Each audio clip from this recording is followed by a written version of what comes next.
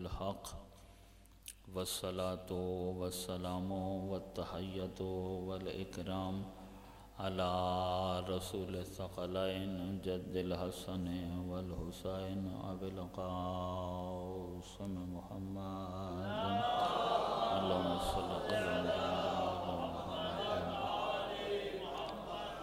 وعلى أهل بيته الطيبين الطاهرين المعصومين المنتخبين المنتجبين المظلومين ورحمة الله على محبهم أجمعين ولعنة الدائمة على أعدائهم وأعداء الله من يوم ظلمهم إلى الآن ومن الآن إلى قيام يوم الدين أما بعد فقد قال الله تبارك وتعالى في كتابه المحكم وقوله الأحسن بسم الله الرحمن الرحيم قل لا أسألكم عليه أجرا إلا المودة في القربى ومن يقترف حسنة نزد له فيها حسنة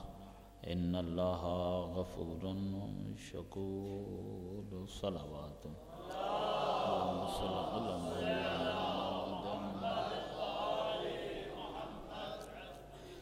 سورہ شورى اور معروف آیت ارشاد رب کائنات ہو رہا قل لا اسألکم علیہ اجرا الا المودۃ فی القربى حبیب ان سے کہہ دے کہ اس تبلیغ رسالت پر اس تبلیغ دین پر اجرت کا اور کوئی سوال نہیں ہے، اجرت صرف اور صرف یہ ہے کہ قربا سے مودت کرو۔ پروردگار عالم نے اس خالق لم یزل ولا یزال نے اس پاک پروردگار نے جو لطف فرمایا، احسان فرمایا، مہربانی فرمائی اور انسان پیدا کیا، اس سے پھر بڑھ کر ایک قدم اور اس کا احسان، ہر احسان جیسے آپ نے سنا کہ عدم سے وجود بخشا اس کا احسان، اس سے بڑا احسان کہ پھر کچھ اور نہیں بنایا بلکہ انسان پیدا کیا، اور پھر انسان پیدا کر کے یہ اس کا اس سے بڑا لطف و کرم ہے اور مہربانی ہے کہ اس نے انسان پیدا کرنے کے بعد ایسے ہی چھوڑ نہیں دیا کہ اب میں نے انسان پیدا کر دیا ہے اب تمہیں چھوڑ دیا ہے، اب تمہاری سمجھ میں جیسے آئے تم جیتے رہو اور زندگی گزارتے رہو، بھٹکتے پھرو، پریشان ہوتے پھرو، تمہیں اچھے اور برے کا کچھ پتہ نہ ہو، شقاوت اور سعادت کا فرق تمہیں معلوم نہ ہو، نہیں، اس نے پھر کرم کیا اور پھر اس نے مہربانی کی کہ ہم نے جو انسان پیدا کیا ہے تو ہم چاہتے یہ ہیں کہ جسے ہم نے انسان پیدا کیا ہے وہ جب تک اس دنیا میں رہے وہ انسان ہی رہے، انسان جیے، انسان ہی مرے۔ چاہتا تو پروردگار عالم یہی ہے نا کہ اس نے انسان خلق کیا ہے، خلق بھی اس نے انسان کیا ہے، اور اس کے بعد وہ یہ خواہش رکھتا ہے، چاہتا وہ یہی ہے کہ جسے میں نے انسان پیدا کیا وہ ایک لمحے کے لیے بھی حیوان نہ بنے بلکہ وہ انسان ہی جیے، انسان ہی رہے، انسان ہی مرے۔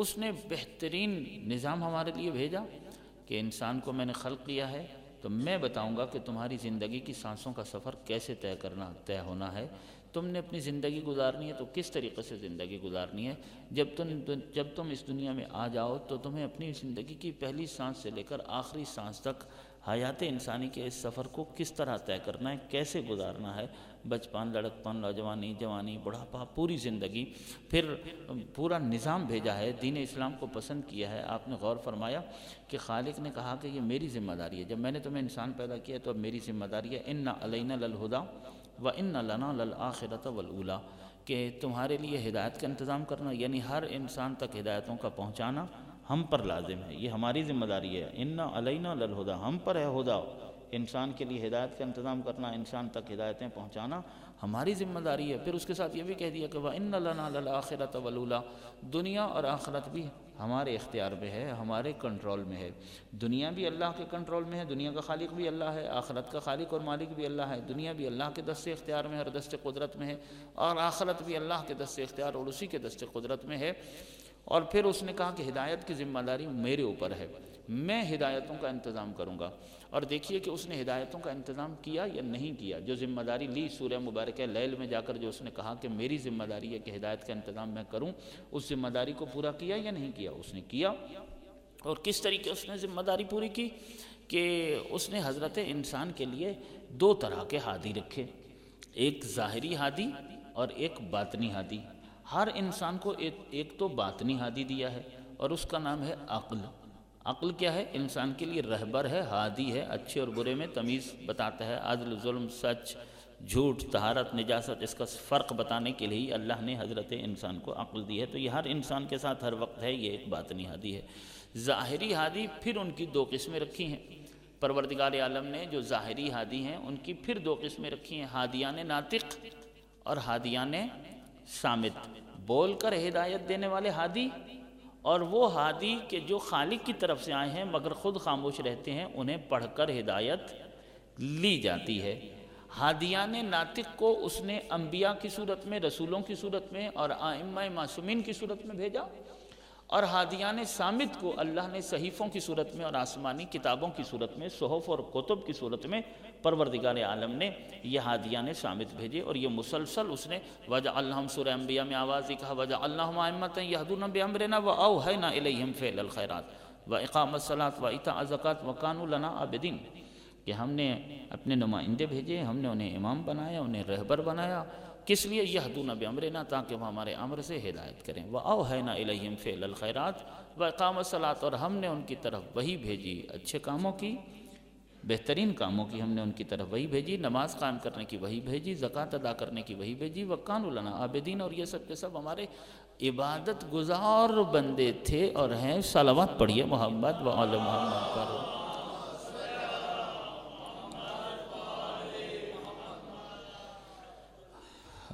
آہستہ آہستہ آپ سب آ رہے ہیں، شاید کل چونکہ 8 بجے بیٹھا تو ہو سکتا ہے کہ مومنین نے یہ سمجھ لیا کہ 8 ہی بجے آج بھی بیٹھیں گے۔ یہ 5-10 منٹ کا فرق تو روزانہ پڑتا ہی، اور ظاہر ہے کہ اس سے نظم بہرحال ڈسٹرب ہوتا ہے، اس پر اثر پڑتا ہے، اور اسلام آباد میں شاید اب سردی بڑھنا شروع ہو گئی ہے اور وہ بھی اپنے اثرات مرتب کرتی ہے۔ تو چلیے اس سردی کو گرمی بدلتے ہیں، تھوڑا سا میرے قریب ہو جائیں، پورے خلوص اور گرم جوشی کے ساتھ ذرا میرے نزدیک ہو جائیں نا، آپ تھوڑی سی زحمت فرما لیں اور قریب ہو جائیں۔ اللہم صلی اللہ، سلامت رہیے، آباد رہیے۔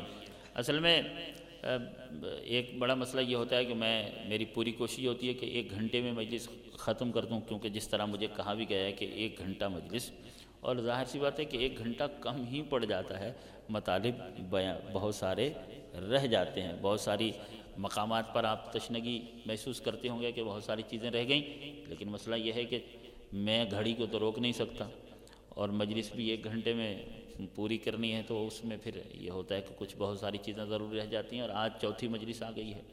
شاید میں آج آپ کا ہو سکتا ہے آج اور کل اگر آپ لوگوں مناسب سمجھتے ہیں تو 5-7 منٹ چند منٹ اوپر بھی لے لوں ٹائم، تاکہ کچھ مطالب جو ہیں وہ پہنچ جائیں۔ صلوات پڑھ لیجئے محمد وآل محمد پر۔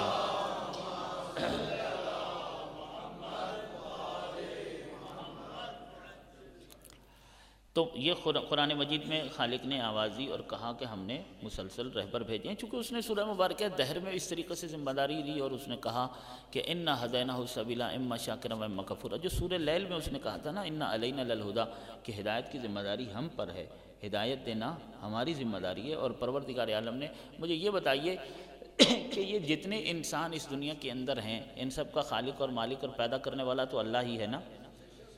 یہ انسانوں کے پاس جو آنکھ ہے اور آنکھ کے اندر جو نور ہے، جو بصارت ہے اور جو بینائی ہے، یہ انسان کو کس نے دی ہے؟ اللہ نے دی ہے یا کسی اور نے دی ہے؟ انسان کے کانوں میں جو سماعت ہے یہ اللہ دیتا ہے یا کوئی اور دیتا ہے؟ اللہ دے رہا ہے، اور قرآن مجید میں اس نے کہا بھی ہے کہ ہم نے تمہیں سمیع اور بصیر بنایا، یعنی بصارت ہم دے رہے ہیں اور سماعت بھی ہم دیتے ہیں۔ یہ انسان کو دھڑکنے والا دل کون دے رہا ہے؟ خدا۔ سوچنے والا دماغ کس نے دیا ہے؟ اللہ نے۔ یہ جسم و جسمانیت، اعضاء و جوارح کس نے دیے ہیں؟ اللہ نے۔ بولنے والی زبان کس نے دی ہے؟ اللہ نے۔ کیا سارے انسان بولتے ہیں؟ کچھ انسان ایسے بھی تو ہوتے ہیں نا جو گونگے ہوتے ہیں، جو نہیں بولتے۔ تو جتنے انسان بول رہے ہیں ان کو بولنے والی زبان کس نے دی ہے؟ اللہ نے۔ اور آنکھ میں جو بینائی اور بصارت ہے کون دے رہا ہے؟ اللہ۔ تو کیا سارے انسان دیکھتے ہیں؟ کچھ وہ بھی تو ہوتے ہیں نا جو نابینا ہوتے ہیں اور جو اندھے ہوتے ہیں۔ سماعت کون دیتا ہے؟ اللہ۔ کیا سارے انسان ایک ہی طرح کی قوت سماعت رکھتے ہیں؟ کچھ بہرے بھی تو ہوتے ہیں نا. سب یہ ساری چیزیں اللہ کے ہاتھ میں ہیں. دینے والا بھی خدا ہے، سارے انسانوں سے اسے پیار بھی ہے، پیدا بھی اس نے خود کیے ہیں اپنے بندے. کہیں مجھے بتائیے کہ اس نے کہا ہو کہ سارے انسانوں کو ایک جیسی سماعت دینا میری ذمہ داری ہے، یا ایک جیسی بصارت دینا میری ذمہ داری ہے، یا ایک جیسا حافظہ دینا میری ذمہ داری ہے، یا ایک جیسی فصاحت و بلاغت دینا میری ذمہ داری ہے. یا کہیں اس نے کہا ہو کہ سب انسانوں کو ایک ہی جیسی قدرت بیان اور قدرت کلام دینا میری ذمہ داری ہے. اس نے کہیں پر بھی نہیں کہا ہے، حالانکہ یہ ساری چیزیں بھی اس کی نعمتیں ہیں اور اس کی مہربانیاں ہیں، اور وہی دے رہا ہے، اس کے علاوہ اور کوئی دینے والا ہے بھی نہیں ہے. واحد شے ہے ہدایت، جس کے لیے اللہ نے کہا ہے کہ تمام انسانوں کے لیے ہدایت پہنچانا اور ہدایت کا انتظام کرنا میری ذمہ داری ہے. ہدایت سماعت کے لیے نہیں کہا، بصارت کے لیے نہیں کہا. یہ جو ہم کھانا کھاتے ہیں، لباس پہنتے ہیں، مکان جو رہتے ہیں، دیتا سب اللہ ہی ہے، اور سب کو برابر بھی نہیں دیتا ہے. لیکن ہدایت کے مسئلے میں اس نے ذمہ داری لی کہ تمام انسانوں کے لیے ہدایت کا انتظام کرنا میری ذمہ داری ہے پروردگار عالم نے. اچھا، پھر اس کی نعمتیں دیکھیے. ایک انسان کے پاس اللہ کی دی ہوئی کتنی نعمتیں ہیں. اگر انسان انہیں گننا شروع کر دے نا، تو ساری کائنات کے انسان جمع ہو کر ایک بندے کے پاس جو اللہ کی نعمتیں ہیں انہیں گنیں اور انہیں شمار کریں، تو یہ ساری کائنات کے انسان اکٹھے ہو کر ایک انسان کے پاس جو اللہ کی نعمتیں ہیں انہیں گن نہیں سکتے، انہیں شمار نہیں کر سکتے. ہمارے پاس اتنی بے حد اور بے حساب اور بے شمار نعمتیں خالق کی ہیں، اور ہر سانس اور ہر لمحے کے ساتھ ہمیں وہ نعمتیں ملتی ہیں، لیکن ہمیں ان کا نہ ادراک ہوتا ہے اور نہ احساس ہوتا ہے. اسی لیے تو معصوم نے کہا کہ اگر کوئی انسان اپنے آپ کو پہچان لے، من عرف نفسہ فقد عرف ربہ، کہ جو اپنے آپ کو پہچان لے گا وہ اپنے رب کو پہچان لے گا. انسان اس کائنات پر غور کرے تو یہ کائنات عرفان الہی کرواتی ہے، لیکن باہر کی دنیا سے بہتر ہے کہ پہلے اندر کی دنیا پر غور کرے. تو خود اپنے نفس پر بھی اگر غور کرے گا تو عرفان الہی حاصل ہوگا، معرفت خدا حاصل ہوگی.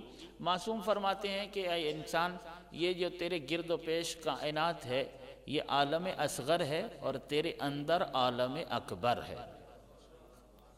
انسان کے اندر عالم اکبر موجود ہے، لیکن ہم اس پر غور نہیں کرتے کہ کتنی بڑی کائنات ہے جو ہم اس مختصر سے بدن اور جسم اور اس مختصر سے وجود کے اندر کتنی بڑی ہم کائنات لیے ہوئے ہیں، کہ جس کے مقابلے میں معصوم نے اس کائنات کو عالم اصغر کہا ہے، اور انسان کے اندر کائنات جو موجود ہے وہ عالم اکبر ہے. انسان اپنے اوپر غور کرے. سب چیزیں جو انسان کے پاس موجود ہیں اللہ کی دی ہوئی ہیں. تمام موجودات و مخلوقات کو اللہ نے پیدا کیا، کائنات کو اللہ نے پیدا کیا ہے، انسان کو اللہ نے پیدا کیا ہے، لیکن انسان کو کائنات کا مخدوم بنایا ہے، اور کائنات کی تمام تر نعمات حضرت انسان کے لیے پیدا کی ہیں. انسان کو اس دنیا کے لیے نہیں پیدا کیا، بلکہ دنیا کی ہر شے کو حضرت انسان کے لیے پیدا کیا ہے. یہ پروردگار کی مہربانی ہے. اس نے ہمارے لیے زمین کا فرش بچھایا، آسمان کا شامیانہ لگایا، چاند سورج کی لائٹیں جلائیں.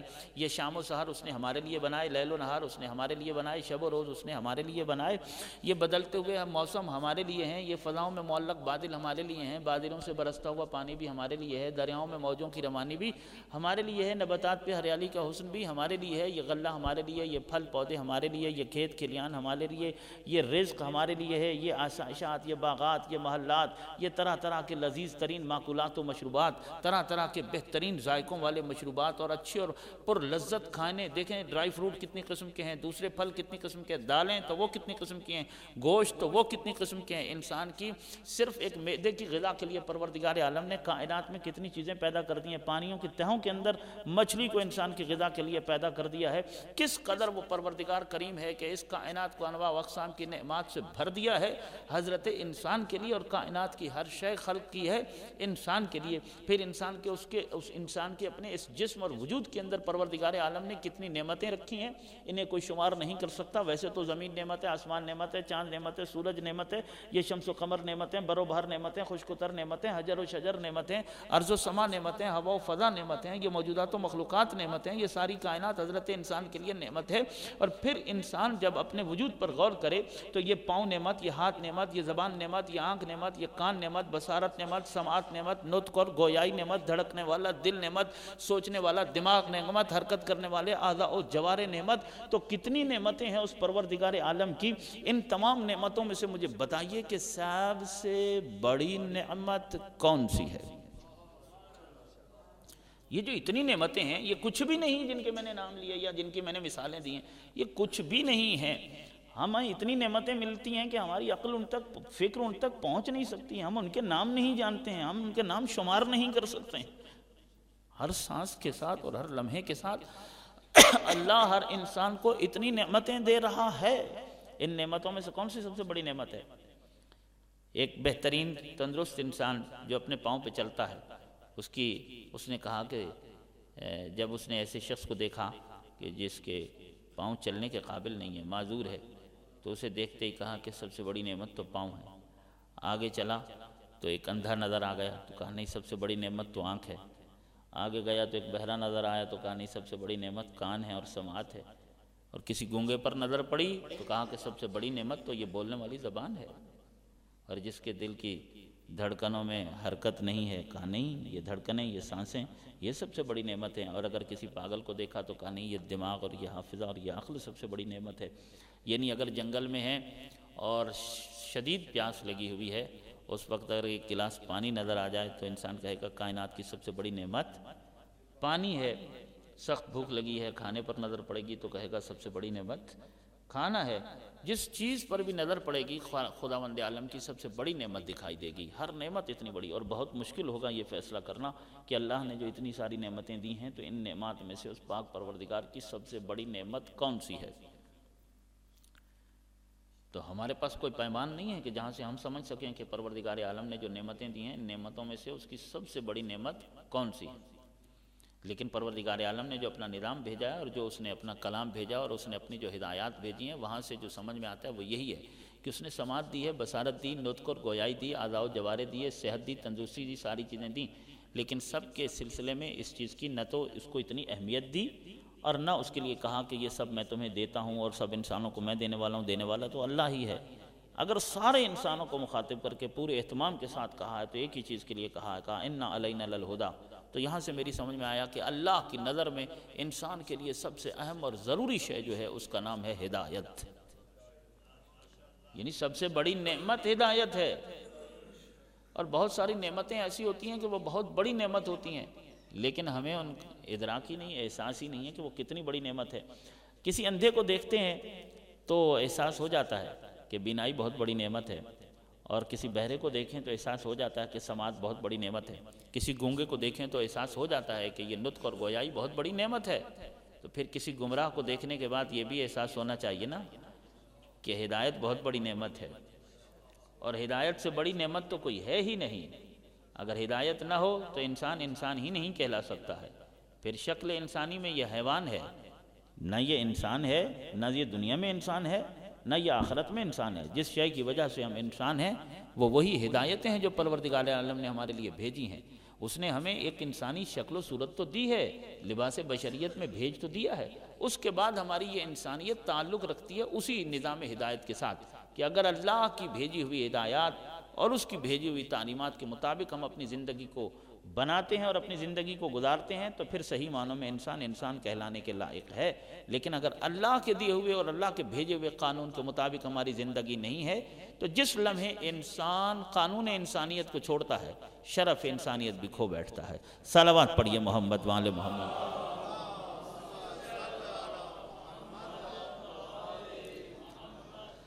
کبھی غور تو فرمائیے کہ پاک پروردگار عالم نے سب سے پہلے جس انسان کو اس دنیا میں بھیجا اس کا نام کیا ہے؟ حضرت آدم علیہ السلام۔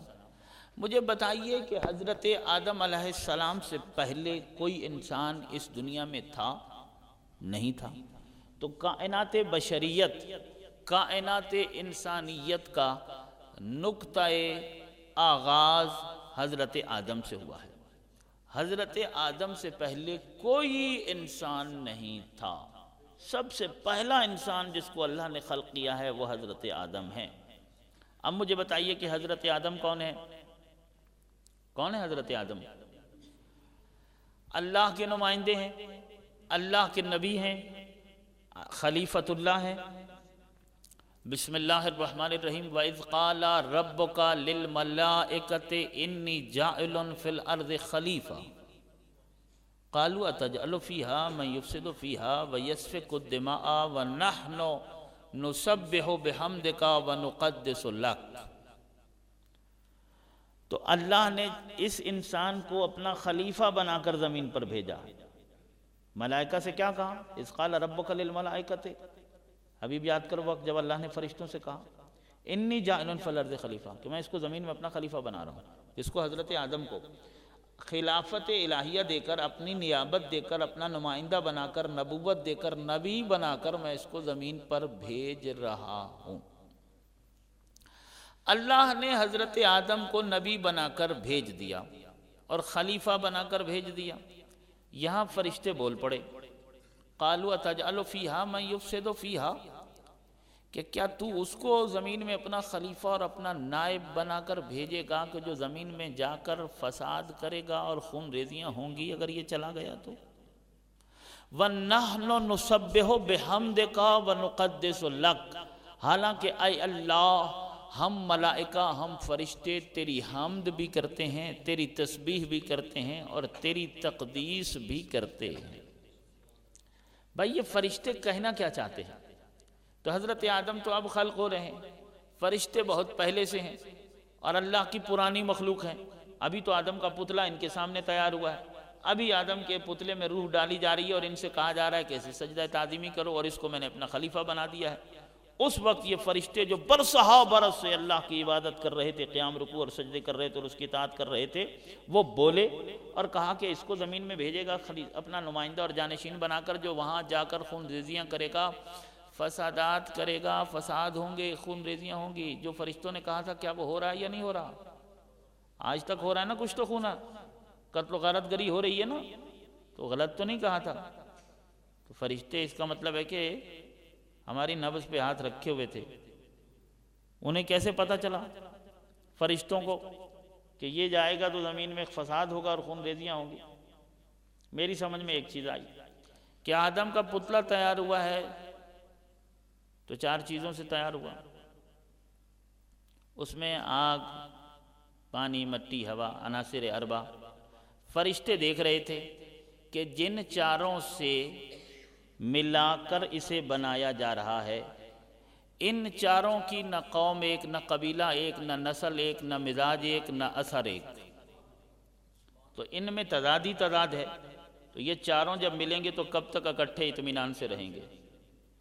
تو مجھے تو لگتا ہے کہ یہ انہوں نے دیکھا کہ چیزیں، ظاہر سی بات ہے کہ آگ اور پانی ایک دوسرے کی ضد ہے، تو کہا ایسی چیزیں کہ جن کے مزاج ایک دوسرے کے برعکس ہیں اور اثرات بھی ایک دوسرے کے برعکس ہیں، اور ان کو اکٹھا کر کے تو اس کے اثرات تو ہوں گے۔ بہرحال وجہ جو بھی ہو، فرشتوں نے کہا تو خالق نے کیا فرشتوں کی بات مان لی؟ بھئی فرشتے کہنا کیا چاہتے تھے؟ ذرا غور فرمائیے۔ فرشتے کہنا یہ چاہتے تھے کہ ہم اتنے پرانے عبادت گزار ہیں، اب عبادتوں کے لیے تو ہم اور خلافتوں کے لیے کوئی اور، یعنی کہنا وہ یہ چاہتے ہیں کہ اگر اپنا منصب دینا ہے، اپنا نمائندہ بنانا ہے تو ہم میں سے کسی کو بنا دے۔ تو اللہ نے ان کی بات مانی؟ نہیں مانی۔ کیوں نہیں مانی؟ حالانکہ یہ واقعاً پرانے بزرگ تھے، حضرت آدم سے عمر میں بھی بڑے تھے اور عبادت بھی انہوں نے بہت زیادہ کر لی تھی۔ حضرت آدم نے ابھی تک ایک سجدہ بھی نہیں کیا، کوئی عبادت نہیں کی، اور حضرت آدم 1 دن کا بچہ ہے۔ اور یہ معمر بزرگ جن کی عمریں بڑی بڑی ہیں، حضرت آدم سے عمر میں زیادہ ہیں، وہ یہ کہہ رہے ہیں کہ پروردگار یہ خلافت ہمیں دے، لیکن پروردگار عالم کیا کہتا ہے؟ انی اعلم ما لا تعلمون، جو میں جانتا ہوں وہ تم نہیں جانتے ہو۔ اور یہ کہہ کر خالق نے انہیں خاموش کر دیا۔ اور پھر جب علمی میدان سجا تو فرشتوں کو شکست ہوئی، آدم جیت گئے، اور پھر خالق نے کہہ دیا کہ اب تمہیں پتہ چلا، یعنی ہمارے نزدیک معیار خلافت عمر نہیں ہے، علم ہے۔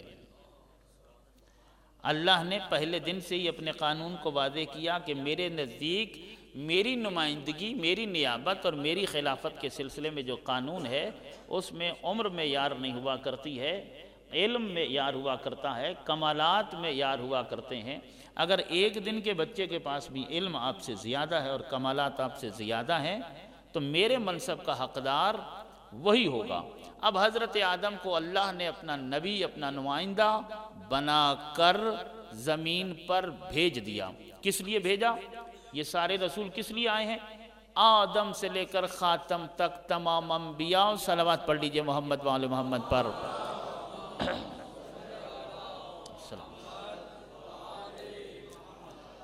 آدم سے لے کر خاتم تک تمام انبیاء یہ معلم ہیں انسانیت کے۔ اللہ نے ان سب کو، کائنات بشریت کو، کائنات انسانیت کو تعلیم دینے کے لیے، ان کی تعلیم و تربیت کے لیے بھیجا ہے، اور حضرت آدم آگئے ہیں تعلیم دینے کے لیے، تربیت کرنے کے لیے۔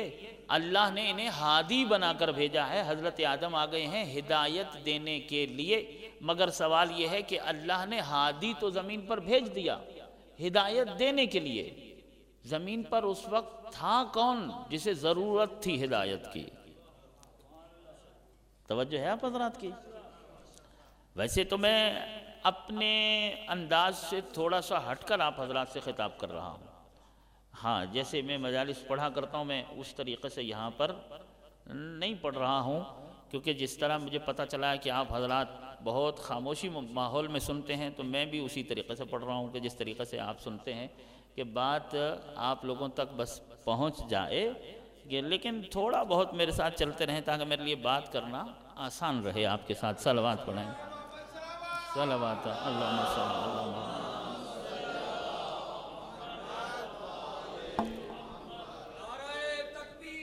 اللہ اکبر یا رسول اللہ حیدر یا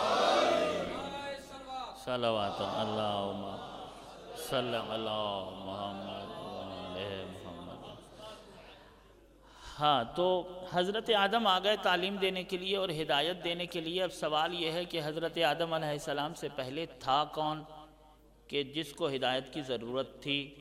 تو طے شدہ بات ہے کہ کائنات انسانیت کا سب سے پہلا انسان حضرت آدم، اور انہی سے کائنات انسانیت کا آغاز ہوا ہے۔ وہ ہے نقطہ آغاز۔ ان سے پہلے کوئی زمین پر بندہ، بشر، کوئی انسان تو تھا ہی نہیں کہ جس کو ضرورت ہو ہدایت کی۔ تو ہوتا کیا ہے کہ پہلے ضرورت مند ہوتے ہیں، پھر ضرورت پوری کرنے والا آیا کرتا ہے۔ صلوات پڑھ لیجئے محمد وآل محمد پر۔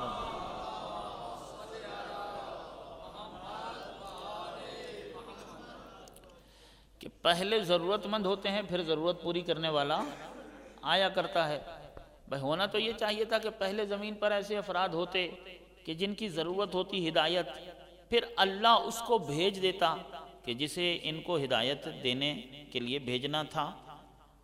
بھائی کلاس روم میں کلاس لگتی ہے، اسکول ہو، کالج ہو، یونیورسٹی ہو، کوئی مدرسہ ہو، طریقہ کیا ہے کہ بھائی اسٹوڈنٹ کلاس میں ہوتے ہیں اور پڑھانے والے ٹیچر یا پروفیسر کلاس روم میں انٹر ہوتے ہیں، تو اپنے ڈیسکوں پر اپنی اپنی جگہ پر اسٹوڈنٹس بیٹھے ہوئے ہوتے ہیں، قلم، کاپی، کتاب ان کے ہاتھ میں ہوتی ہے، وہ سبجیکٹ متعلقہ مضمون، تو یہ آتے ہیں اور سارے انتظامات ہوتے ہیں اور پڑھانا شروع کر دیتے ہیں، کیونکہ پڑھنے والے پہلے موجود ہیں نا، جن کو ضرورت ہے سیکھنا وہ پہلے موجود ہیں، تو یہ آ گئے پڑھانے کے لیے۔ اب حضرت آدم آ گئے کلاس لینے کے لیے، مگر وہ ہیں ہی نہیں کہ جنہیں پڑھانا ہے۔ بھائی کوئی سناتا تو تب ہے کہ اگر کوئی سننے والا ہو، اگر کوئی سننے والا ہی نہ ہو تو پھر ایسے ہی باتیں کرنا تو عقل کے خلاف ہوتا ہے نا۔ مثلا اس مقام پر یہاں پر میں مجلس پڑھ رہا ہوں تو ان احباب نے ہمیں بلایا اور ہم یہاں مجلس پڑھنے کے لیے آ گئے، اور دوسرے علماء کو بلایا اور آ رہے ہیں، اور مسلسل روزانہ یہاں کچھ سننے والے ہوتے ہیں، اور ایک مجلس پڑھنے والا آدمی آتا ہے اور آ کر ممبر پر بیٹھ کر مجلس پڑھنا شروع کرتا ہے۔ یہ روز کی روٹین ہے اور طریقہ ہے۔ لیکن اگر ایسا ہو کہ کبھی یہاں کے منتظمین یا یہاں کے جو ذمہ دار افراد ہیں ان کا تو کوئی پروگرام ہی نہ ہو، اور انہوں نے بلایا بھی نہ ہو، اور لوگوں کو خبر بھی نہ ہو، اور کوئی مجمع بھی نہ ہو، اور کوئی سننے والا بھی نہ ہو، ایک صاحب علم کسی عالم پر آپ کی نظر پڑی کہ نہ کسی نے بلایا، نہ دعوت دی، نہ کسی نے مجلس پڑھنے کے لیے کہا، نہ کوئی آگے سامنے سننے والا ہے، مگر وہ اکیلے تنے تنہا یہاں مسجد امام صادق میں یا اس امام بارگاہ میں کھڑے ہوئے ہیں اور وہ بولے چلے جا رہے ہیں اور تقریر کیے چلے جا رہے ہیں یا مجلس پڑھے چلے جا رہے ہیں، آپ نے دیکھا کہ نہ کسی نے بلایا اور نہ کوئی سامنے سننے والا ہے، مگر یہ اکیلے کھڑے ہوئے ہیں اور خطاب کیے چلے جا رہے ہیں۔ ایسے میں اگر آپ کی ان پر نظر پڑے، آپ کیا کہیں گے؟ آپ یہی کہیں گے نا کہ مثلا یہ موصوف پچھلے سالوں میں بھی ہمارے پاس آتے رہے تو اچھے بھلے تھے، مگر اب اللہ ان پر رحم کرے۔ اس لیے کہ کوئی صاحب عقل ایسا نہیں کر سکتا ہے، کوئی صاحب عقل ایسا نہیں کر سکتا۔ اللہ خالق عقل ہے، اس نے آدم کو بھیج دیا سنانے کے لیے۔ آدم کا تو قصور ہے نہیں، وہ اپنی مرضی سے تو آئے نہیں ہے، اللہ نے بھیج دیا سنانے کے لیے، اور زمین پر سننے والا کوئی ہے نہیں، تعلیم دینے آ گئے اور تعلیم لینے والا کوئی ہے نہیں، ہدایت دینے آ گئے اور ہدایت لینے والا کوئی ہے نہیں، اور اللہ نے اپنے معصوم نبی کو بھیج دیا ہے۔ تو دیکھیے اس کی حکمت، یہ اس کی حکمت بھی ہے، اس کی مصلحت بھی ہے، اور اس کی عدالت بھی ہے، اس کا لطف بھی ہے اور اس کا کرم بھی ہے کہ اس پاک پروردگار نے محتاج ہدایت کی تخلیق سے پہلے زمین پر ہادی کو بھیجا تاکہ پہلا محتاج ہدایت جب پیدا ہو اور اس دنیا میں قدم رکھے تو ہدایت پہلے سے زمین پر موجود ہو۔ تکبیر، اللہ اکبر، یا رسول اللہ، حیدر یا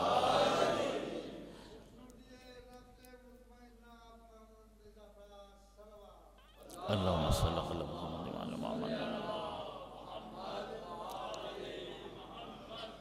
تاکہ قیامت کے دن روز حساب و کتاب کوئی ایک فرد، کوئی ایک شخص بھی یہ نہ کہہ سکے کہ پروردگارا اگر میری زندگی کے اتنے ماہوں سال یا اتنی گھڑیاں یا اتنے لمحات اگر ضلالت و گمراہی میں گزرے ہیں تو اس میں میرا کیا قصور ہے؟ تیری طرف سے میری ہدایت کا انتظام ہی نہیں ہوا تھا۔ اس اعتراض کا دروازہ ہی بند ہو گیا، یعنی خالق نے محتاج ہدایت کو پیدا کرنے سے پہلے زمین پر ہادی کو بھیجا تاکہ پہلا بچہ جب اس دنیا میں قدم رکھے تو اسے اپنی زندگی کی پہلی سانس میں ہدایت ملے، تاکہ کسی فرد، کسی شخص، کسی انسان کی زندگی کی ایک سانس بھی الہی ہدایتوں سے خالی نہ ہو اور ضلالت و گمراہی میں بسر نہ ہو۔ اللہ کسی انسان کی زندگی کے ایک لمحے کو بھی گمراہی میں پسند نہیں کرتا ہے۔ ہر انسان کی زندگی کی ایک سانس کے ساتھ بھی اسے چاہتا ہے کہ وہ ہدایت یافتہ ہو۔ یہ اہتمام ہے اس کے لیے، اس کی طرف سے کہ انسان پیدا کیا، اب ہمیشہ انسان رہے، ہدایتیں ہم بھیج رہے ہیں، ہمارے بھیجے ہوئے دستور کے مطابق تم زندگی گزارو گے تو تم انسان ہی کہلاؤ گے۔ اب دیکھیے، نبی کی آواز خدا کے راستے پر چلو، آسمانی کتابوں کی آواز خدا کے راستے پر چلو، عقل کی آواز خدا کے راستے پر چلو، اور جو خدا کے راستے پر چلے اسی کو انسان کہتے ہیں۔ بھائی دیکھیے، یہ جو حیوان ہے، حیوان جب کسی کھیت میں جاتا ہے اور وہاں سے گھاس پھوس اپنی بھوک مٹانے کے لیے، تو کیا وہ پہلے پوچھتا ہے کہ یہ میرے مالک کا ہے یا غیر کا ہے، یہ پاک ہے یا نجس ہے، یہ کھانا میرے لیے حلال ہے یا حرام ہے؟ اسے بھوک لگتی ہے، جہاں اسے اپنے متعلقہ غذا ملتی ہے وہ وہیں پر چرنا شروع کر دیتا ہے اور کھانا شروع کر دیتا ہے، اور پھر اس کے لیے نہ کوئی جہنم ہے، نہ کوئی سزا ہے، نہ کوئی عذاب ہے، نہ اس سے کوئی شکوہ ہے۔ کیوں؟ اس لیے کہ وہ حیوان ہے، حیوان کے اندر عقل نہیں ہے، حیوان کے لیے یہ اہتمام اور انتظام نہیں ہوا ہے۔ حیوان کہتے ہی اس کو ہیں کہ جو حق اور باطل، طہارت اور نجاست، سچ اور جھوٹ، عدل اور ظلم میں فرق نہ کر سکے، اسی کو حیوان کہتے ہیں۔ اگر کوئی شکل انسانی میں زمین پر چلنے والا جاندار ایسا نظر آئے کہ جو حق اور باطل میں فرق نہ کر رہا ہو، طہارت اور نجاست میں فرق نہ کر رہا ہو، حلال اور حرام میں فرق نہ کر رہا ہو، عدل اور ظلم میں فرق نہ کر رہا ہو، سچ اور جھوٹ میں فرق نہ کر رہا ہو، تو یہ صورت میں انسان ہے، اندر سے حیوان ہے۔ صلوات پڑھیے محمد و آل محمد۔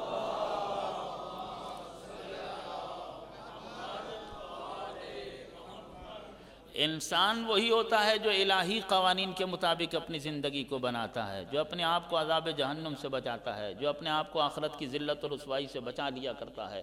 جو پروردگار عالم نے کتنا اہتمام کیا کہ مسلسل نبی بھیجے، اور یہ سارے نبی کس لیے بھیجے؟ دیکھیے، مسلسل نبی انسان کی ہدایت کے لیے 1.25 لاکھ نبی بھیج دیے، 313 رسول بھیج دیے، اور وہ کس لیے بھیجے؟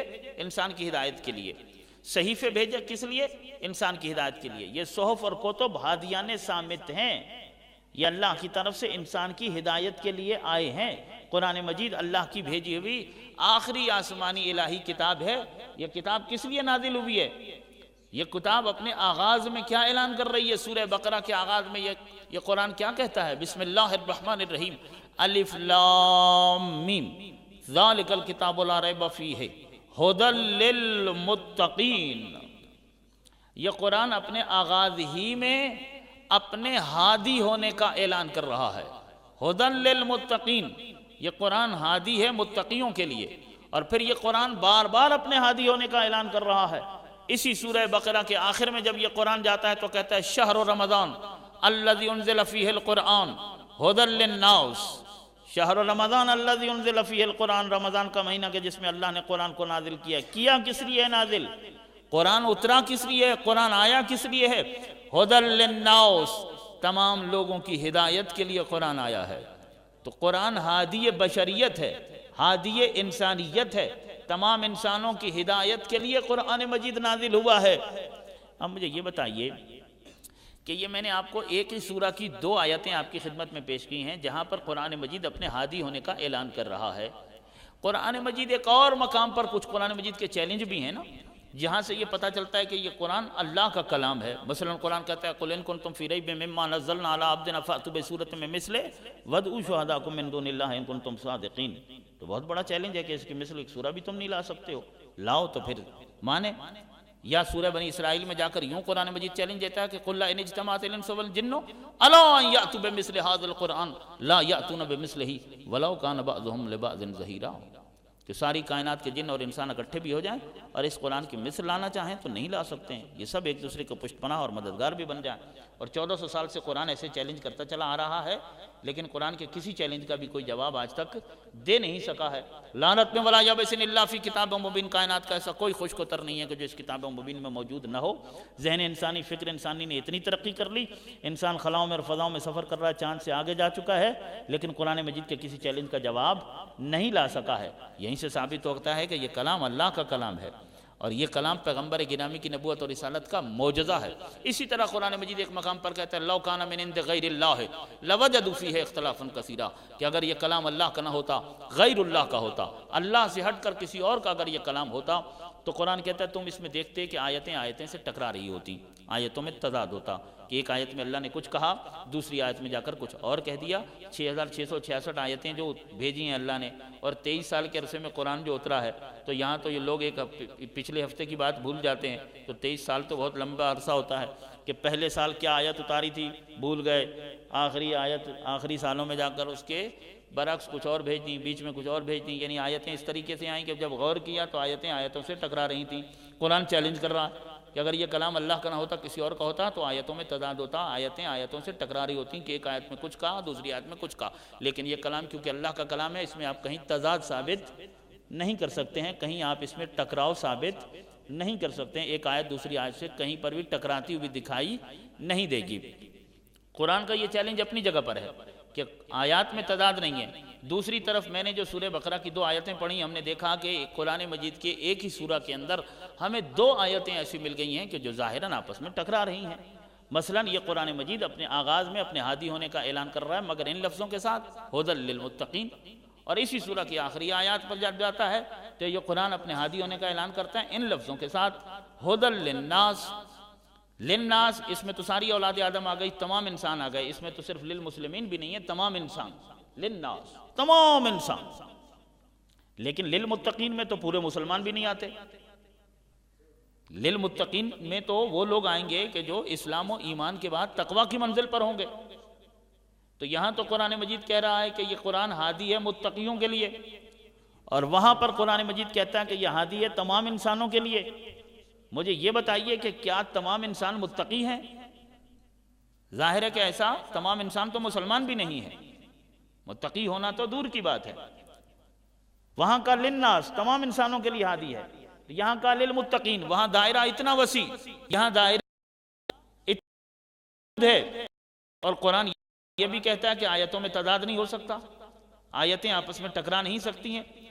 پھر اس مسئلے کا حل کیا ہے کہ دو آیتوں میں سارے انسان ظاہر متقی نہیں ہیں، اگر صرف متقیوں کے لیے تھا تو وہاں للناس کیوں کہا، اور اگر للناس کے لیے تھا تو یہاں دائرہ محدود کیوں کیا؟ دیکھیے علماء کرام نے، صاحبان علم و فضل نے بہترین طریقے سے ہمیں سمجھایا کہ بھائی دیکھیے یہ جب سورج طلوع ہوتا ہے، یہ سورج طلوع ہونے کے بعد جب یہ روشنی دیتا ہے اپنی عالم کو، جب یہ منور کرتا ہے تو یہ اپنی روشنی دینے میں، عالم کو منور کرنے میں کوئی فرق رکھتا ہے، کوئی بخالت برتتا ہے؟ بھائی غریب کا گھر ہو یا امیر کا گھر ہو، سورج برابر روشنی دیتا ہے۔ عالم کا گھر ہو یا غیر عالم کا گھر ہو، شہری کا گھر ہو یا دیہاتی کا گھر ہو، حکمرانوں کا گھر ہو یا رعایا کا گھر ہو، سب کے گھروں پر سورج کی روشنی ایک جیسی آ رہی ہے، سب کے لیے راستوں کو ایک ہی طریقے سے برابر روشن کر رہا ہے۔ بھئی یہ اسلام آباد ہے، یہ راولپنڈی ہے، جب سورج طلوع ہوتا ہے تو راولپنڈی اور اسلام آباد کی سڑکوں پر جو سورج کی روشنی ہوتی ہے اس میں کوئی فرق ہوتا ہے؟ ایک ہی جیسی سورج کی روشنی آ رہی ہے، سورج تو کوئی بخالت نہیں برتتا، کوئی فرق نہیں رکھتا ہے۔ مگر یہاں کا تو مجھے نہیں معلوم کون سی بڑی سڑک ہوگی، کراچی کی لے لیجئے شارع فیصل، یا لاہور کی مال روڈ لے لیجئے، کہ اگر مال روڈ پر یا شارع فیصل پر ایک شخص کھڑا ہوا ہے، سورج بھی اپنی روشنی کیے ہوئے ہے، آفتاب طلوع ہے، بالکل دن ہے، دوپہر کا وقت ہے اور مکمل آفتاب کی روشنی موجود ہے، اس مال روڈ کو یا شارع فیصل کو اس شخص نے کراس کرنا ہے، مگر یہ ہے نابینا، ٹریفک بہت ہے، گاڑیوں کا رش بہت زیادہ ہے۔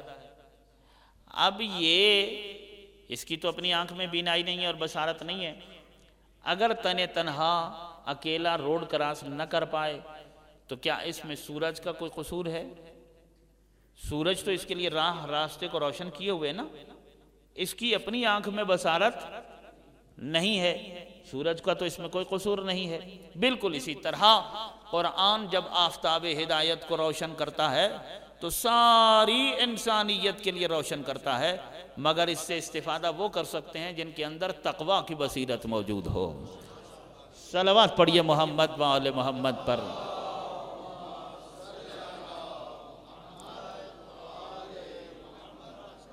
خداوند عالم نے تو صامت اور ناطق ہادی مسلسل بھیج دیے، لیکن ان کے پیغام کو حاصل کرنے کی اور کسب کرنے کی، اپنے اندر استعداد پیدا کرنا انسان کی اپنی ذمہ داری ہے کہ وہ اپنے اندر وہ ملکہ اور وہ صلاحیت اور وہ استعداد پیدا کرے کہ نبی کے پیغام کو لے سکے اور اس پر عمل کر سکے۔ نبی کا کام پیغام دینا ہے، لیکن ضروری نہیں ہے کہ نبی کا پیغام سن کر سب لوگ اس پر عمل بھی کریں۔ نبی کے پیغام کو 1,00,000 لوگ سنیں گے، 50,000 لوگ سنیں گے، 10,000 لوگ سنیں گے، لیکن سب پر ایک جیسا اثر مرتب نہیں ہوگا، جس کی جیسی استعداد ہوگی ویسا ہی اس پر اثر مرتب ہوگا۔ صلوات پڑھیے محمد و آل محمد پر۔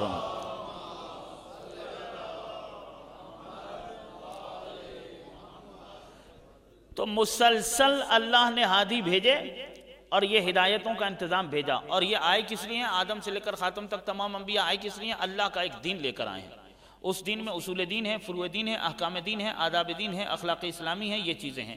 انسان ان چیزوں پر عمل کرے تاکہ اس کی زندگی بہترین ہو جائے۔ یاد رکھیے کہ حضرت انسان مرکب ہے 3 چیزوں کا، دین 1.25 نہیں ہے، دین ایک ہے، یہ ذہن میں رکھنا ہے۔ 1.25 نبی آئے ہیں مگر دین 1.25 نہیں آئے، ایک ہی دین کو، اللہ کے پیغام کو، اللہ کی ہدایت کو لوگوں تک پہنچانے کے لیے 1.25 انبیاء آئے ہیں۔ وقتاً فوقتاً 5 شریعتیں پروردگار عالم نے بھیج دی ہیں، 1.25 لاکھ نبی، 313 رسول، 5 اولو العزم، 1 خاتم النبیین سید الانبیاء، 5 شریعتیں، اللہ کا ایک ہی دین ہے جو سب نبی لے کر آئے ہیں۔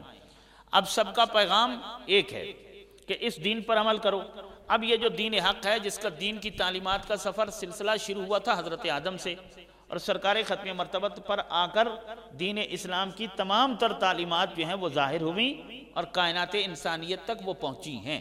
تمام تر وہ تعلیمات جو اللہ انسانیت تک پہنچانا چاہتا ہے اور جو ہدایات تمام کائنات انسانیت کو خدا دینا چاہتا ہے، پیغمبر گرامی تک آ کر ان سب کو ظاہر کیا ہے اس زبان سے کہ جو وحی کی ترجمان زبان ہے، زبان نبوت اور زبان رسالت ہے، جو زبان اس زبان سے اس کو ظاہر کیا ہے۔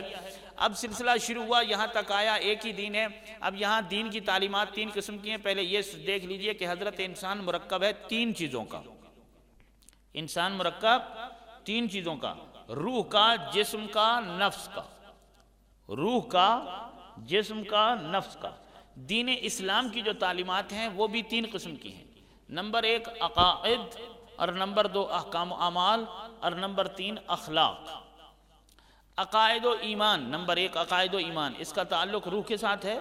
نمبر 2 احکام و اعمال، اس کا تعلق اعضاء جسمانی کے ساتھ ہے۔ اور نمبر 3 اخلاق، اس کا تعلق نفس انسانی کے ساتھ ہے۔ عقائد و ایمان روح کے لیے ہیں۔ ایمان یا عقیدے کا تعلق روح کے ساتھ ہوتا ہے۔ روح نظر آتی ہے، ایمان نظر آتا ہے، تو ایک غیب سے تعلق رکھتا ہے۔ روح بھی نظر نہیں آتی، ایمان بھی نظر نہیں آتا ہے۔ پروردگار عالم نے ہمارے ایک غیب کے لیے ایک غیب رکھا ہے جو اس کا تقاضا ہے۔ ظاہر سی بات ہے کہ جسم ظاہر ہے اور اعمال بھی نظر آتے ہیں۔ احکام و اعمال کا پورا پروگرام، فروع دین کا پورا پروگرام ہمارے لیے ہے کہ ہم نے زندگی کیسے گزارنی ہے۔ کچھ چیزوں کو واجب قرار دیا ہے، کچھ چیزوں کو حرام قرار دیا ہے، پھر مکمل حقوق بیان کیے ہیں۔ پھر اخلاق ہے۔ اب اخلاق کا تو مکمل ایک سبجیکٹ ہے جس کے اوپر بات کرنے کے لیے بہت زیادہ تقاریر اور خطبات چاہیے۔ اس طرح واضح نہیں ہوگا جو ہمارے ہاں اخلاق کا تصور ہے کہ کسی کو دیکھ کر مسکرانا یا چائے پینا پلا دینا یا خندہ پیشانی سے پیش آنا۔ ہم لوگوں نے سارا اخلاق اسی چیز کو سمجھ لیا ہے۔ اسلام کے نزدیک اخلاق ایک مکمل سبجیکٹ ہے، مضمون ہے، اس کی پوری تعلیمات آپ دیکھیں تو صحیح کہ کتنی وسعت ہے۔ عقائد اور احکام اور اخلاق کے اندر وسعت کتنی ہے کہ یہ 3 چیزوں کا مجموعہ ہے اسلام، اور یہ 3 چیزیں پوری حیات انسانی کا احاطہ کرتی ہیں کہ مہد سے لے کر لحد تک انسانی زندگی کا کوئی گوشہ ایسا نہیں ہے کہ جہاں اسلام رہنمائی اور رہبری نہ کرتا ہو۔ مکمل رہبری اور رہنمائی کرتا ہے، اور انسان اپنی زندگی کے ہر لمحے اور ہر لحظے اور ہر گھڑی کو اگر تعلیمات اسلام کے مطابق بنا لے تو یہی انسان صحیح معنوں میں انسان ہوتا ہے اور سعادت مند ہوتا ہے، کامیاب اور کامران ہوتا ہے۔ صلوات پڑھیے محمد و آل محمد پر۔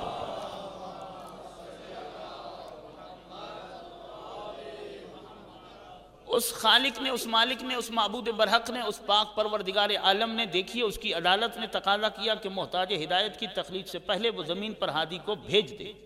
اس نے زمین پر ہادی کو بھیج دیا کیونکہ اس کی عدالت کا تقاضا تھا کہ کل جب میری عدالت میں یہ سب آئیں گے تو میں نے ان سے پوچھنا ہے کہ تم نے زندگی میرے راستے کے مطابق گزاری یا نہیں گزاری، اور اللہ کو یہ پوچھنے کا حق اسی وقت حاصل ہو سکتا ہے کہ جب وہ پہلے اپنا راستہ بتا دے۔ اگر وہ راستہ بتائے ہی نہیں اور پھر کہے کہ میرے راستے پر چلے یا نہیں چلے تو یہ تو عدالت کے خلاف ہے نا، یہ تو عدل کے خلاف ہے، اور ہمارے اصول دین میں عدل موجود ہے۔ اللہ ایسا کوئی کام نہیں کرتا کہ جو عدل کے خلاف ہو، جو عدالت کے خلاف ہو۔ اس کی عدالت کا تقاضا تھا کہ وہ پہلے راستہ بتائے۔ اس نے راستہ بتا دیا، اور یہ اس کا لطف اور اس کا کرم ہے، اور پھر اس نے مسلسل ہادی بھیجے۔ اس کی عدالت، اگر آپ کی توجہ ہو تو اس کی عدالت اس سے اس وقت یہ تقاضا کر رہی تھی کہ زمین پر ہادی کو بھیج دے جب ایک بھی محتاج ہدایت زمین پر موجود نہیں تھا۔ تو کیا جب کروڑوں اور اربوں محتاج ہدایت زمین پر ہوں گے اس کی عدالت اس سے ہادی کا تقاضا نہیں کرے گی؟ اللہ نے ایک محتاج ہدایت کو پیدا کرنے سے پہلے زمین پر ہادی کو بھیجا۔ کیا آج کروڑوں اور اربوں محتاج ہدایت زمین پر ہوں گے اور ہادی زمین پر نہیں ہوگا؟ یہ تو عدل الہی اور عدالت الہی اور حکمت الہی اور قانون الہی کے خلاف ہو جائے گی یہ بات۔ اور پھر یہ تو میں نے بات کہہ دی، اب آیت بھی سن لیجئے۔ انما انت منذر ولکل قوم ہاد، اللہ قرآن میں کہہ رہا ہے کہ ہم نے ہر قوم کے لیے ایک ہادی رکھا ہے. کوئی قوم ایسی نہیں ہے کہ جس قوم کے لیے ہم نے ہادی اور رہبر اور رہنما نہ بھیجا ہو. کسی قوم کے لیے ہادی آدم کو بنایا، کسی قوم کے لیے ہادی نوح کو بنایا، کسی قوم کے لیے ہادی ابراہیم کو بنایا، کسی قوم کے لیے ہادی موسیٰ کو بنایا، کسی قوم کے لیے ہادی عیسیٰ کو بنایا، کسی قوم کے لیے ہادی مصطفیٰ کو بنایا، کسی قوم کے لیے ہادی مرتضیٰ کو بنایا، کسی قوم کے لیے ہادی مجتبیٰ کو بنایا، کسی قوم کے لیے ہادی سید الشہداء کو بنایا، کسی قوم کے لیے ہادی سید سجاد کو بنایا، کسی قوم کے لیے ہادی مولا باقر کو بنایا، کسی قوم کے لیے ہادی امام صادق کو بنایا. تو اللہ نے ہر قوم کے لیے ایک ہادی رکھا ہے. سوال یہ ہے کیا آج زمین پر کوئی قوم موجود نہیں ہے؟ قوم نہیں قبلہ، آج اقوام موجود ہیں. اگر قومیں موجود ہیں تو تسلیم کرنا پڑے گا کہ زمین پر ہادی بھی موجود ہے.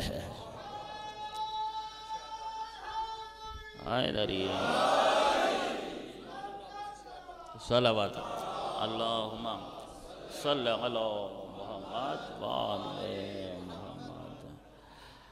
اب یہ ساری گفتگو اپنے ذہن میں محفوظ رکھیے گا کہ پروردگار عالم نے اتنے نبی بھیجے، اتنے انبیاء، نبوت و رسالت، اور سرکار ختم مرتبت تک جب سلسلہ پہنچا نبوت و رسالت کا تو یہاں پر آ کر باب نبوت باب رسالت بند ہو گیا، مگر ہدایت کا باب بند نہیں ہوا ہے. اب باب امامت مفتوح ہوا. رسالت کے بعد باب امامت ہے. پروردگار عالم اپنے ہادی مسلسل رکھے ہوئے ہے، ہادیان ناطق بھی اور ہادیان سامت بھی، کیونکہ صبح قیامت تک انسان رہیں گے تو پروردگار عالم کی طرف سے ہدایت کا انتظام بھی رہے گا.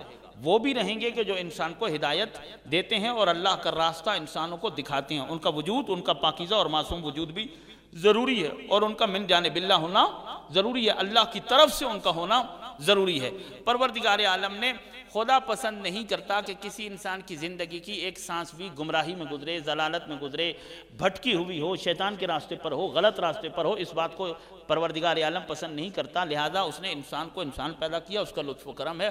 اس کے بعد مسلسل رہبر اور رہنما بھیجے، نبی بھیجے، رسول بھیجے، صحیفے بھیجے، آسمانی کتابیں بھیجی، صرف اس لیے تاکہ اسے انسانی راستہ بتائیں اور انسانی زندگی کیا ہوتی ہے وہ بتائیں، اسے جینے کا سلیقہ سکھائیں، اسے بتائیں کہ سرمایہ انسانیت کیا ہے، انسانیت کتنی اہم شے ہے. اللہ نے تمہیں انسان پیدا کر دیا ہے، اب تمہاری ذمہ داری ہے کہ تم اپنی اس انسانیت کی حفاظت کرو. اللہ نے تمہیں راستہ بھی بتا دیا ہے، خدا کے راستے پر چل کر اپنی انسانیت کی حفاظت کرو. اپنے آپ کو انسان ہی رکھو، جب تک جیو تو انسان جیو، کبھی بھی حیوان نہیں بنو. میں وہ مثالیں بھی پیش نہیں کر رہا. حج کا موسم تھا اور امام معصوم حج پہ تشریف لے گئے اور امام کا صحابی بھی امام کے ساتھ تھا کہ جب ایک مرتبہ صحابی نے کہا کہ مولا حج پہ تو رش ہوتا ہی ہے نا، کہ مولا کتنا رش ہے، کتنے زیادہ حاجی ہیں، مکہ حاجیوں سے بھرا ہوا ہے. تو امام نے کیا کہا تھا کہ کتنے قلیل حاجی ہیں، کتنے کم حاجی ہیں، کتنے تھوڑے حاجی ہیں. تو اس نے کہا کہ مولا ہر طرف سر انسانی، ہر طرف سری سر ہیں، لوگ ہی لوگ ہیں، اور آپ کہہ رہے ہیں کہ کتنے تھوڑے کتنے کم حاجی ہیں. تو امام نے فرمایا کہ ہاں، جو میری نگاہ دیکھ رہی ہے وہ تمہاری آنکھ نہیں دیکھ رہی ہے. تو اس نے کہا کہ مولا میں نہیں دیکھ سکتا ہوں لیکن ہوں تو آپ کا غلام، اب جو آپ کی آنکھ دیکھ رہی ہے مجھے بھی دکھا دیجئے. تو مولا نے کہا کہ تم رہنے دو. پہلے تو مولا اسے منع کرتے رہے، لیکن جب اس نے شدید اصرار کیا کہ مولا آپ دکھا دیجئے، میری آنکھ سے پردہ ہٹا دیجئے، جو آپ دیکھ رہے ہیں وہ مجھے بھی دکھا دیجئے. تو یہ جو احرام باندھے ہوئے لوگ تھے، جو حج پر گئے ہوئے لوگ تھے، جو اسے ہر طرف حاجی نظر آ رہے تھے، اسی مجمع کی طرف امام نے یہ دو انگلیاں کی اور انگلیوں کو کھول دیا اور کہا ان انگلیوں کے پیچھے اب اس مجمع کو دیکھو. اب جو دیکھا تو کیا نظر آیا؟ کہیں کہیں کوئی انسان نظر آ رہا ہے، کوئی بندر نظر آ رہا ہے، کوئی کتا نظر آ رہا ہے، کوئی سور نظر آ رہا ہے، کوئی خنزیر، کوئی نجس جانور. امام فرماتے ہیں اس لیے تو میں کہہ رہا تھا کہ کتنے قلیل حاجی ہیں. معصوم فرماتے ہیں یہ ان کا باطن ہے، یہ ان کی حقیقت ہے، جو انہوں نے اپنی بدعمالیوں کی وجہ سے خدا کے راستے کو چھوڑ کر، خدا کے دین کو چھوڑ کر، اسلامی تعلیمات کو چھوڑ کر، الہی ہدایات کو چھوڑ کر انہوں نے جو بدعمالیاں کی، خواہشات حیوانی و نفسانی کے جو اسیر اور غلام ہوئے، تو اس کی وجہ سے جو انہوں نے اپنی شکل تیار کیا، یہ ان کی وہ شکل ہے اور اسی شکل میں یہ قیامت کے دن اٹھائے جائیں گے. یہ تو چونکہ سرکار دو عالم رحمت للعالمین ہیں تو ان کی وجہ سے پروردگار عالم ہم پر کرم کرتا ہے کہ ہم ان کی امت ہیں. ظاہری طور پر وہ ہمیں مسخ نہیں کرتا کہ انسان کے اعمال جتنے بھی خراب ہو جائیں، جتنے بھی گناہ بڑھ جائیں، جتنی بھی نافرمانیاں بڑھ جائیں، ظاہری طور پر انسانی شکل میں ہی ہم رہتے ہیں، لیکن حقیقی انسان وہ ہے کہ جو باطن میں بھی انسان ہو. قیامت کے دن تو یہ چیز نہیں ہوگی. قیامت کے دن تو جو شکل ہم نے اپنے لیے تیار کی ہے یا جو اپنی شکل بنا لی ہے اسی شکل میں ہمیں اٹھایا جائے گا۔ خوش نصیب ہوں گے وہ انسان کہ جو قیامت کے دن اپنی اسی اصل صورت انسانی صورت میں اٹھائے جائیں گے۔ صلوات پڑھیے محمد و آل محمد پر۔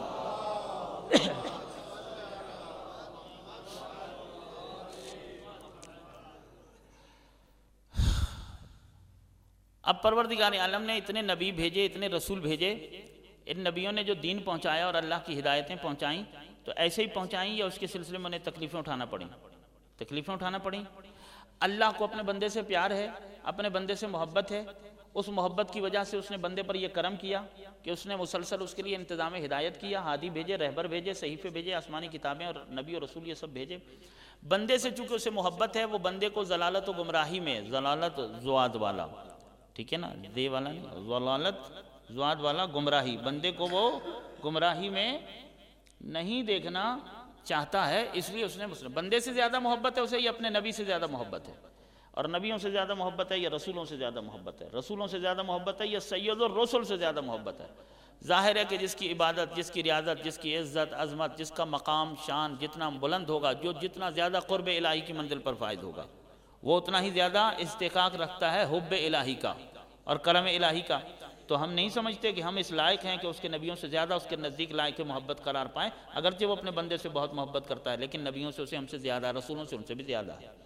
ان انبیاء نے اور ان رسولوں نے اور خود سید الرسل نے اور ائمہ ہدیٰ نے جو اللہ کا دین لوگوں تک پہنچایا، تو ایسے ہی پہنچ گیا یا اس کے سلسلے میں تکالیف اٹھانا پڑی، مشکلات سہنا پڑی نا، تکالیف اٹھانا پڑی نا؟ ایسے بھی نبی گزرے جنہیں آرے میں چیرا گیا ہے، جنگلوں میں جانا پڑا، سفر کرنا پڑے، ہجرتیں کرنا پڑیں، نار نمرود میں جانا پڑا، بڑے بڑے بادشاہوں سے ٹکرانا پڑا، تو اتنے مصائب و آلام کے طوفانوں سے نبی ٹکراتے رہے اور اللہ کا دین لوگوں تک پہنچاتے رہے۔ اللہ نے اپنے پاک و پاکیزہ اور معصوم انبیاء اور رسولوں کا مشکلات میں رہنا اور تکالیف سہنا تو گوارا کر لیا، لیکن اپنے بندے کا گمراہی میں رہنا پسند نہیں کیا ہے۔ یہ اسے پسند نہیں تھا کہ میرا بندہ گمراہی میں رہے یا ضلالت میں رہے، لہذا اس نے اتنا بڑا اہتمام کیا۔ جب وہ پروردگار عالم نے مسلسل نبی بھیجے ہی اس لیے ہیں اور رسول بھیجے ہی اس لیے ہیں تاکہ اس کا دین لوگوں تک پہنچے اور لوگ اس کے بھیجے ہوئے دین پر عمل کریں، تاکہ اپنے آپ کو صحیح معنوں میں انسان رکھ سکیں، انسانی جئیں، انسانی مریں، سعادت مند ہو سکیں۔ جب اس نے بھیجا ہی اس لیے ہے دین، تو وہ یہ تو نہیں چاہے گا کہ کسی لمحے بھی یہ انسان اس دائرہ دین سے باہر ہو جائے، یہی چاہے گا نا کہ ہمیشہ اس دین کا پابند رہے اور ایسے پابند رہے کہ جیسا پابند رہنے کا حق ہے۔ بس اس کے لیے اس نے کہا قُلْ لَا أَسْأَلُكُمْ عَلَيْهِ أَجْرًا إِلَّا الْمَوَدَّةَ فِي الْقُرْبَى مَنْ يَقْتَرِفْ حَسَنَةً نَزِدْ لَهُ فِيهَا حُسْنًا إِنَّ اللَّهَ غَفُورٌ شَكُورٌ۔ حبیب ان سے کہہ دے کہ اس تبلیغ رسالت پر، اس تبلیغ دین پر اور کوئی اجرت نہیں ہے، اجرت یہ ہے کہ تم قربا سے مودت کرو، کیونکہ رسول نے جنگیں لڑ کر، دانت شہید کروا کے، اپنے صحابہ کرام کو، اپنے اصحاب کو قربان کر کے، اہل بیت کی قربانیاں دے کر، اپنی آل کی قربانیاں دے کر، جانوں کی اور مالوں کی قربانیاں دے کر یہ دین اس لیے نہیں دیا تھا کہ رسول کے بعد لوگ اس دین سے منہ موڑ لیں، اعراض کریں اور دین کو پشت دکھائیں اور دین پر عمل نہ کریں۔ لازم تھا کہ ایک ایسا نسخہ دے کر جائیں کہ جب تک وہ ان کے سینوں پر رہے تو دین ان کے دلوں کے اندر موجود رہے۔ مودت آل محمد اگر دل کے اندر موجود ہو تو پورا دین دل کے اندر موجود ہوتا ہے۔ مودت اہل بیت، اللہ مجھے وقت دے، خمسہ تو اس موضوع کے لیے بہت کم ہے، مودت اہل بیت اگر دل میں ہو تو آدم کا پیغام دل میں رہتا ہے، نوح کی محنت دل میں رہتی ہے، ابراہیم کی زحمتیں محفوظ رہتی ہیں، انبیاء کے پیغامات اور ان کی دی ہوئی تعلیمات محفوظ رہتی ہیں، سید الرسل کی تبلیغات محفوظ رہتی ہیں، اللہ نے جو دین اپنے انبیاء کے ذریعے سے بھیجا ہے وہ دین محفوظ رہتا ہے۔ مودت اہل بیت وہ شے ہے کہ جو ایمان کی حفاظت کرتی ہے، جو توحید کی حفاظت کرتی ہے، جو عقیدہ نبوت اور رسالت کی حفاظت کرتی ہے۔ مودت اہل بیت وہ شے ہے کہ جو ایمان کی حفاظت کرتی ہے۔ مودت اہل بیت وہ شے ہے جو انسان کو نمازی بناتی ہے، روزہ دار بناتی ہے، متقی بناتی ہے، پرہیزگار بناتی ہے، عابد بناتی ہے، زاہد بناتی ہے، اسے خلیق بناتی ہے، اسے شفیق بناتی ہے، اسے مہربان بناتی ہے، اسے بہترین انسان بناتی ہے۔ صلوات پڑھیے محمد و آل محمد پر۔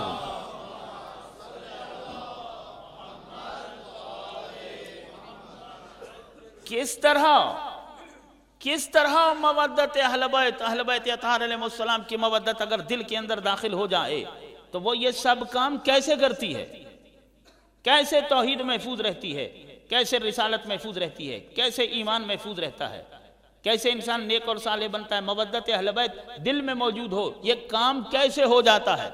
اگرچہ میں 1 گھنٹہ پڑھ چکا ہوں اور اس کے بعد اگر میں گفتگو کرتا ہوں تو ٹائم تو کچھ لگے گا، پتہ نہیں آپ اس کے متحمل ہیں یا نہیں ہیں، کیونکہ مجھے تو یہی کہا گیا کہ 1 گھنٹے میں مجلس ختم کر دیں۔ میں نے 1 گھنٹے کی پابندی کی ہے 3 دن، لیکن مجھے احساس اس لیے ہو رہا ہے کہ موضوع تو وہیں پر موجود ہے کہ 1 گھنٹے کو میں اگر مد نظر رکھوں تو یہ تو کہیں سے بھی 5 دن کے اندر جو ہے یہ موضوع کسی جگہ پر پہنچ نہیں سکتا ہے۔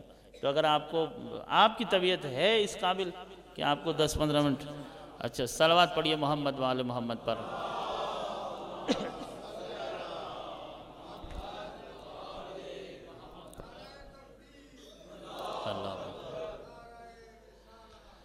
یا رسول اللہ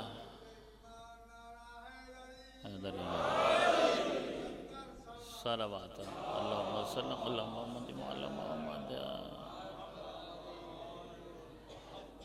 پہلی بات تو یہ کہ دین کا راستہ، اسلام کا راستہ کیا ہے، اس کے لیے ہمیں عملی نمونہ بھی تو چاہیے نا۔ خداوند عالم خود تو زمین پر نہیں آتا، نہ ہمیں عمل کر کے دکھاتا ہے، تو پھر اس نے ہمارے لیے ماڈل بھیجے ہیں، نمونے بھیجے ہیں، اور بہترین نمونے ہمارے پاس یہ 14 ہستیاں ہیں، وہ ماڈل ہیں، وہ نمونہ ہے۔ اور اللہ کا راستہ وما تشاؤون الا ان یشاء، اللہ کے بعد ان کا راستہ اللہ کا راستہ ہے کہ ان کی مشیت خدا کی مشیت ہے، یہ کچھ چاہتے ہی نہیں، یہ وہی چاہتے ہیں جو اللہ چاہتا ہے۔ اور اگر کوئی ان کا ہو جائے تو یہ ہمارے چودھریوں، نوابوں، زمینداروں، سیاستدانوں کی طرح کے تو ہوتے نہیں ہیں کہ بس ہماری بلے بلے کرتے رہو اور خیر صلی اللہ ہے۔ جب کوئی ان کا ہو جائے، اہل بیت کا جب کوئی ہو جائے، وما تشاؤون الا ان یشاء اللہ، یہ کچھ چاہتے ہی نہیں، یہ وہی چاہتے ہیں جو اللہ چاہتا ہے۔ اگر کوئی ان کا ہو جائے، یہ سیدھا اس کا ہاتھ پکڑتے ہیں اور اس تک لے جاتے ہیں۔ ان کا کوئی ہو جائے، اور اس طرح ہو کہ جیسے ہونا چاہیے۔ انشاءاللہ کل اسی آیے مودت پر جو میری تقریر ہوگی وہ انشاءاللہ آپ دعا دیتے رہیں گے، میں اس آیت پر جو مطالب ہیں وہ پیش کروں گا آپ کی خدمت میں، لیکن یہ میں ابھی یہ بیان کر دوں کیونکہ میں نے ابھی تک من یقترف پر بات نہیں کی، حسنہ پر نہیں کی، نزد لہو فیہا پر بات نہیں کی ہے، ابھی تو اس کے الفاظ پر، قربہ پر ابھی میں نے بات نہیں کی، ابھی فی القربہ میں جو فی ہے اس پر میں نے بات نہیں کی ہے، ابھی تو آیت کے سارے مطالب اپنی جگہ پر موجود ہیں کہ جن پر مجھے، لیکن ان تمہیدی منزلوں سے گزرنا بہت ضروری تھا۔ اہل بیت اطہار علیہ السلام کی مودت اگر کوئی ان کا ہو جائے، پہلی بات تو یہ ہے کہ یہ اسے اللہ کا بنا دیتے ہیں۔ دوسری بات یہ ہے کہ ان کے دروازے تک آنے کے لیے اللہ اور رسول سے ہو کر ان کے پاس آنا پڑتا ہے۔ یہ جو آتا ہے اسے چیک کر لیتے ہیں کہ پہلے اللہ کا بھی ہے، رسول کا بھی ہے، یا ڈائریکٹ ہمارا ہی ہوا ہے، اور اگر نہ ہو تو پہلے اس کے سامنے توحید اور رسالت ہی آتی ہے، اور اگر پھر بھی نہ ہو تو یہ بھی اسے قبول نہیں کرتے ہیں۔ لیکن اثر یہ ہے کہ اگر کوئی ان کا ہو جائے تو ان کی محبت کا یہ اثر ہے کہ اسے توحید پرست بناتے ہیں، عبادت گزار بناتے ہیں۔ اہل بیت اطہار علیہ السلام کی مودت کے اثرات مرتب ہوتے ہیں۔ اہل بیت کی مودت اگر دل میں اتر جائے گی تو اس کا اثر کیا ہوگا؟ آل محمد سخی ہیں، صادق ہیں، کریم ہیں، طیب و طاہر ہیں، شجاع اور بہادر ہیں، تمام مناقب اور تمام فضائل اور تمام خوبیاں اور تمام کمالات اہل بیت اطہار علیہ السلام کے اندر موجود ہیں۔ ان کے فضائل کو ہم بیان بھی اسی لیے کرتے ہیں کہ ان کے فضائل بیان کرنا امر بالمعروف ہے، ان کے فضائل بیان کرنا نہی عن المنکر ہے، ان کے فضائل بیان کرنا تبلیغ دین ہے۔ ان کے فضائل اسی لیے بیان کیے جاتے ہیں تاکہ ہر دور کے انسان کے دل میں ان کا عشق اور ان کی مودت پیدا ہوتی رہے، اور ان کا ہونا ضروری ہے۔ اور ان کے فضائل کیا کام دکھاتے ہیں؟ مثلا ان کی فضیلت کیا ہے کہ کبھی ہم نے ان کی صداقت بیان کی، کبھی ہم نے ان کی شجاعت بیان کی، کبھی ہم نے ان کی سخاوت بیان کی۔ جب ان کی شجاعت بیان کریں گے تو قوم میں نوجوان بہادر بنیں گے، ان کی صداقت بیان کریں گے تو لوگ سچے بنیں گے، ان کی سخاوت بیان کریں گے تو معاشرہ سخاوت کو اختیار کرے گا، بخیل اور کنجوس معاشرہ نہیں ہوگا۔ ان کی عدالت بیان ہوگی تو لوگ عادل کو پسند کریں گے اور ظلم سے نفرت کرنے لگیں گے۔ یعنی ان کے فضائل، ان کی سیرت ہیں، ان کی خوبیاں ہیں۔ اگر مثلا ہم یہ قصہ بیان کرتے ہیں کہ اہل بیت اطہار علیہ السلام حسنین کریمین بیمار ہوئے، منت مانی گئی اور اہل بیت نے منت کے بچے سے احتیاب ہوئے اور 3 دن روزہ رکھا، اور تینوں دن ایک دن یتیم مسکین اسیر آتے رہے اور انہوں نے وہ روٹیاں اٹھا کر ان کو دیتی رہی۔ مشہور قصہ ہے کہ ایک دن بھی دیں، دوسرے دن بھی دیں، تیسرے دن بھی روٹیاں اٹھا کر دیتے رہے۔ اور قرآن مجید نے بھی ان کی شان میں قصیدہ پڑھا کہ انما نطعمکم لوجہ اللہ لا نريد منکم جزاء ولا شکورا، یہ بھی ہیں۔ اور قرآن مجید بھی ان کی تعریف کرتا ہے کہ وَيُطْعِمُونَ الطَّعَامَ عَلَىٰ حُبِّهِ مِسْكِينًا وَيَتِيمًا وَأَسِيرًا۔ سورہ دہر ان کے لیے نازل ہوتا ہے کہ یتیم مسکین اور اسیر آتے ہیں اور سوال کرتے ہیں اور یہ روٹیاں اٹھا کر دے دیتے ہیں 3 دن، جبکہ حالات کیا ہیں، گھر میں فاقے ہیں، ان روٹیوں کا اہتمام کیسے ہوتا ہے؟ پھر وہ پکتی ہیں، 5 آدمی ہیں اور صرف 5 ہی روٹیاں ہیں، اور پھر وہ 5 روٹیاں 24 گھنٹے کے بعد 5 روٹی سامنے آ رہی ہے، اور پھر وہ سائل کو دی جا رہی ہے، دوسرے دن پھر دی جا رہی ہے، تیسرے دن پھر دی جا رہی ہے۔ جب میں نے یہ واقعہ مجلس میں بیان کیا تو میرے اس چھوٹے سے بچے نے جب مجلس میں یہ واقعہ سنا تو اس نے یہ طے کر لیا کہ میں نے زندگی میں ہمیشہ غریب کے منہ میں نوالا دینا ہے، کبھی کسی کے منہ سے نوالا چھیننا نہیں ہے۔ اسی لیے اہل بیت اطہار علیہ السلام کی سیرت اور ان کے فضائل کے یہ اثرات مرتب ہوتے ہیں کہ جب ان کی صداقت بیان کی جائے تو معاشرے میں سچائی آتی ہے، ان کی عدالت بیان کی جائے گی تو معاشرے کے اندر عدالت آئے گی اور معاشرہ ظلم سے نفرت کرنے لگے گا۔ ان کی مودت کا تقاضا کیا ہوگا؟ ان کی مودت خود یہ تقاضا کرے گی، کیونکہ وہ عادل ہیں، کیونکہ وہ صادق ہیں، کیونکہ وہ سخی ہیں، کیونکہ وہ سچے ہیں، کیونکہ وہ عابد ہیں۔ اب ان کی مودت کا تقاضا ہوگا کہ یہ عبادت کرے، مودت کا تقاضا ہوگا کہ یہ سچ بولے، مودت کا تقاضا ہوگا کہ یہ سخاوت کرے، مودت خود تقاضا کرتی ہے کہ یہ بہادر بنے۔ اگر مودت کا نعرہ ہو لیکن یہ تقاضا دل کے اندر سے نہ ہو رہا ہو تو ابھی دعویٰ ہے مودت دل میں داخل نہیں ہوئی ہے۔ صلوات پڑھیے محمد وآل محمد پر۔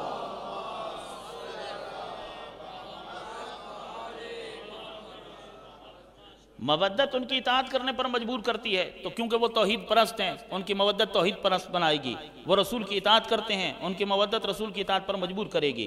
ان کی مودت، وہ دعا و مناجات ذکر خدا اور خدا سے ربط رکھتے ہیں، ان کی مودت یہ تقاضا کرے گی کہ ایسے ہی بنے۔ مودت دراصل ہماری زبانوں پر ہے، یہ جیسے دل میں ہونی چاہیے ویسے نہیں ہے، اگر ویسے ہو کہ جیسے ہونی چاہیے اور پھر مودت ہوتی نہیں ہے، مودت کی جاتی ہے۔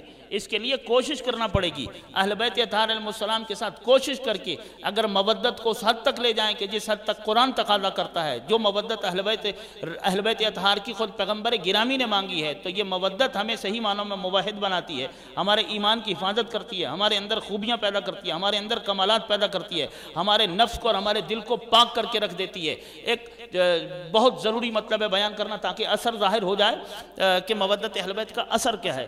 اب دیکھیے کہ انسان میں آل محمد کی مودت دل میں آئے گی تو اس کے اپنے اثرات مرتب ہوں گے، اور اگر کسی اور کی محبت دل میں آئے گی تو اس کے اپنے اثرات مرتب ہوں گے۔ جس کی بھی محبت دل میں آ جائے گی اس کے اثرات مرتب ہوں گے یا نہیں ہوں گے؟ لوگ تو دنیا کے عام لوگوں سے بھی اگر محبت کر لیں تو ان کی ہر ڈیمانڈ پوری کرنے کے لیے تیار ہو جاتے ہیں اور ان کی اطاعت کرنے کے لیے تیار ہو جاتے ہیں، لیکن اہل بیت اطہار علیہ السلام کے ساتھ اگر مودت اور اس حد تک ہو کہ جس حد تک ہونی چاہیے، تو مودت کا معنی جو میں نے پہلے دن بیان کیا تھا وہ کیا تھا کہ جہاں ہماری کوئی چاہت نہیں ہے، مودت جہاں چاہنے والا چاہتا یہ ہے کہ جسے میں چاہتا ہوں وہ چاہتا کیا ہے۔ یعنی جب اہل بیت کے ساتھ مودت ہوگی تو اب ہم ہر لمحہ ہر لحظہ ہر گھڑی یہ دیکھیں گے کہ وہ کیا چاہتے ہیں، ان کی کیا مرضی ہے۔ اب جب ہم بولیں گے تو پہلے ہم یہ سوچیں گے کہ میں جو کچھ بول رہا ہوں اس سے اہل بیت ناراض تو نہیں ہو رہے، میری آنکھ جو دیکھ رہی ہے اس سے آل محمد ناراض تو نہیں ہو رہے، میرے کان جو سن رہے ہیں اس سے اہل بیت ناراض تو نہیں ہوتے، کہیں خدا کی نافرمانی تو نہیں ہو رہی، کہیں میں گناہ تو نہیں کر رہا، کہیں کسی ایسے کام کا ارتکاب تو نہیں کر رہا ہوں کہ جس سے اللہ کے رسول اور اہل بیت اطہار ناراض ہوتے ہیں۔ یہ مودت مجھے مجبور کرے گی کہ ایسا کام نہ کروں کہ جس سے اہل بیت ناراض ہوتے ہیں، یا جس کی وجہ سے میں اس دائرے سے نکل جاؤں کہ جو غلامان آل محمد کا دائرہ ہے۔ ظاہر ہے کہ مجھے اطاعت ان کا غلام بنائے گی، ان کا محب بنائے گی۔ مجھے یہ مودت تقاضا کرتی ہے اطاعت کا، مودت تقاضا کرتی ہے پیروی کا، مودت تقاضا کرتی ہے کہ ویسا ہی بنوں جیسا وہ چاہتے ہیں۔ اگر مودت ہوگی تو پھر کیا بنائے گی؟ مومن بنائے گی، مسلمان بنائے گی، صادق بنائے گی، بہترین انسان بنائے گی۔ کیوں کہا تھا پیغمبر نے من مات ولم یعرف امام زمانہ ہی، جبکہ ہر نبی نے جب تبلیغ کا آغاز کیا تھا تو کہا تھا قولوا لا الہ الا اللہ۔ ہر نبی نے اپنی تبلیغ کے آغاز میں توحید کا پیغام دیا ہے کہ اس اللہ کو مانو، اس کے سوا کوئی معبود نہیں ہے۔ لیکن پیغمبر ایک حدیث کہتے ہیں من مات ولم یعرف امام زمانہ ہی فقد مات میتۃ جاہلیہ، اگر کسی کو موت آئے اس حالت میں کہ وہ اپنے زمانے کے امام کی معرفت نہیں رکھتا ہے تو وہ کفر کی موت مرا ہے، وہ جاہلیت کی موت مرا ہے، وہ شرک کی موت مرا ہے۔ عجیب بات ہے کہ سب سے پہلا پیغام تو ہر نبی نے توحید کا دیا ہے، لیکن اس حدیث کی روح سے اب مرتے وقت توحید نہیں امامت چیک ہو رہی ہے۔ کیوں؟ اس لیے کہ جس کی امامت قبول ہوگی اسی کی توحید قبول ہوگی۔ صلوات پڑھیے محمد وآل محمد پر۔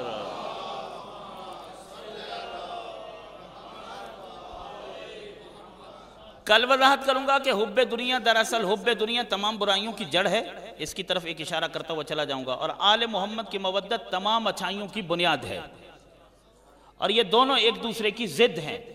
اگر دنیا کی مودت دل میں رہے گی تو برائیاں بڑھتی چلی جائیں گی اور خامیاں بڑھتی چلی جائیں گی، اور اگر حب دنیا سے دل کو خالی کیا جائے اور آل محمد کی مودت کو دل میں داخل کر لیا جائے تو حب دنیا رأس کل خطیۃ، ہر برائی کی جڑ ہے حب دنیا، اور آل محمد کی مودت ہر نیکی، ہر پاکیزگی، ہر اچھائی کی بنیاد ہے، اصل ہے اور جڑ ہے۔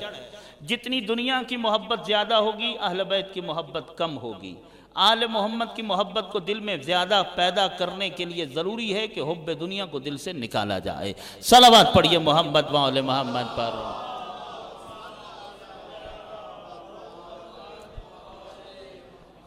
میں نے یہیں آپ کا سوا گھنٹہ لے لیا ہے، اب چند جملے میں مصائب کے کہوں گا، اور کل کوشش کی جائے گی کہ اس آیت کے حوالے سے بہت ہی اہم ترین مطالب ہیں وہ آپ کی خدمت میں پیش کروں اس موضوع کے حوالے سے کہ عزاداران مظلوم کربلا یزید غلیظ کی نجس سپاہی پسر سعد یہ ملعون نبی زادیوں کو قیدی بنا کر لے کر جا رہا ہے شام کی طرف۔ کوفے میں 3 دن رکھنے کے بعد ایک روایت کے مطابق چلے ہیں شام کی طرف، منزلوں پر منزلیں طے کر رہے ہیں۔ کتنی منزلیں گزری ہیں؟ ایک روایت کے مطابق 16 منزلوں سے گزارا ہے بطول زادیوں کو، سید سجاد کو، سید الشہداء کو، ان کے اصحاب و انصار کے سروں کو نیزوں کی نوکوں پر بلند کر کے 16 منزلوں سے گزارا گیا ہے۔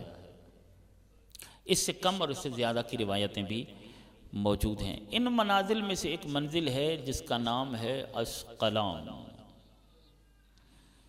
اسقلان کا یزید نے گورنر بنایا یعقوب اسقلانی کو۔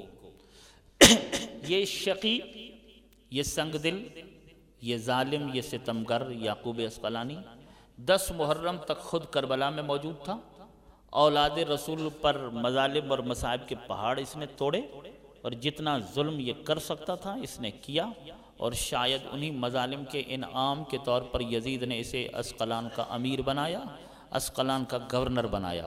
جب پسر سعد نبی زادیوں کو سید سجاد کو قیدی بنا کے اسقلان سے نزدیک ہوا تو اس نے قاصد بھیجا کہ جاؤ اسقلان کے گورنر یعقوب اسقلانی کو بتا دو کہ ہم حسین، اصحاب حسین اور ان کے ساتھیوں کے سروں کو لے کر بطول زادیوں کو قیدی بنا کر، حسین کی اولاد کو قیدی بنا کر لے آئے ہیں، بتا تیرا کیا آرڈر ہے، ڈائریکٹ تیرے دربار میں لے آئیں یا جیسے تو کہے ویسے کرتے ہیں۔ قاصد نے جا کر یعقوب اسقلانی کو بتایا۔ یعقوب اسقلانی نے کہا کہ پسر سعد سے جا کر کہہ دو کہ ان بطول زادیوں کو، ان نبی زادیوں کو، ان قیدیوں کو شہر اسقلان سے باہر بٹھا دے اور ہمارے حکم ثانی کا انتظار کرے۔ جب بازار ہم سجوا لیں گے، جب تماشائی بازار میں جمع ہو جائیں گے، جب ہم کہیں گے نا تب قیدیوں کو لے کر اسقلان کے بازار میں آنا۔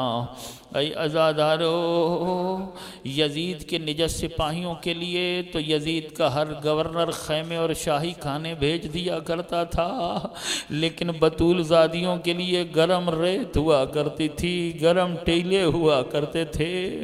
ہاں، اس بات کی بھی اجازت نہیں ہوتی تھی کہ انہیں سائے میں بٹھایا جائے۔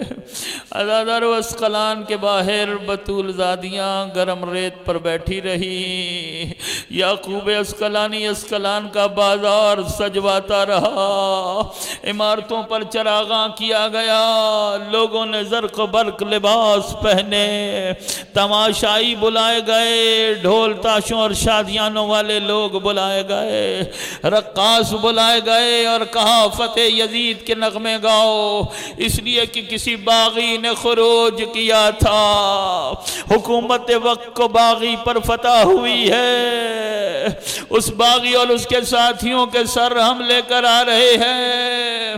اے عزادارو، ایک کپڑے کا تاجر ہے، اس کا نام ہے زریر خزائی، عین اتفاق سے کپڑا بیچنے کی غرض سے اسی دن وہ اسقلان میں گیا، کپڑے کا تھان اس کے سر پر تھا، یہ پھیری لگا رہا تھا اور اپنی آواز بلند کر رہا تھا، یا اس کی نگاہ جو اٹھی تو کیا دیکھا، آج اسقلان سجا ہوا ہے، عمارتوں پہ چراغاں کیا گیا ہے، لوگوں نے زرق و برق لباس پہن رکھے ہیں، شادیانے بجائے جا رہے ہیں، نغمے گائے جا رہے ہیں۔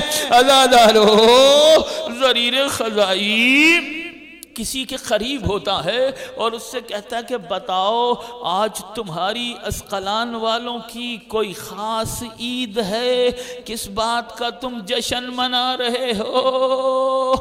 کسی نے کہا یزید اپنی فتح کا جشن منا رہا ہے، یہ یزید کا گورنر ہے یعقوب اسقلانی۔ ہاں، اسقلان یزید کے زیر حکومت ہے۔ ایک شخص نے یزید کے خلاف خروج کیا تھا، وہ عراق کی سرزمین کربلا پر آ گیا تھا۔ یزید کے سپاہیوں نے، یزید نے بہت بڑا لشکر بھیجا، انہوں نے ان کے مردوں کو قتل کر دیا، ان کی عورتوں کو قیدی بنا لیا۔